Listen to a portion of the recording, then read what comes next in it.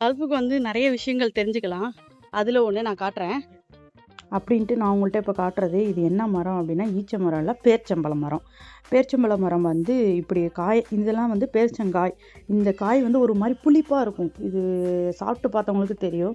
நான் ஒன்றே ஒன்று சாப்பிட்டு பார்த்துருக்கேன். ஒரு மாதிரி புளிப்பாக ஒரு மாதிரி இந்த டேஸ்ட்டில் இருக்கும். இது காய்ச்சி அந்த ப்ரௌன் கலரில் வந்தால் தான் நமக்கு இனிப்பு கொடுக்கும். நம்மள மாரி தான் நம்ம காஞ்சி கருவாடை ஆனதுக்கப்புறம் ஒரு செட்டில் ஆனதுக்கப்புறம் பின்னாடி பார்த்தா ஒன்றுமே இருக்காது. ஆனால் நம்ம மட்டும் செட்டில் ஆகிருப்போம். அதே மாரி தான் இதுவும். என்ன தான் பேரிச்சம்பழம் இங்கே நிறைய மரம் இருந்தாலும் ஆனால் இங்கே பேரிச்சம்பழத்தோட ரேட்டு அதிகமாக தான் இருக்கும். 5 கெடி 6 கெடி 4 கெடி, ஒரு கெடி 2 கெடியில் இருக்கிறது ரொம்ப ஹார்டாக இருக்கும். சாப்பிடவே வந்து ஹார்டிஷ் கொடுக்கும். இது உண்மையா இல்லையாங்கிறத கமெண்ட் பாக்ஸில் கமெண்ட் பண்ணுங்கள்.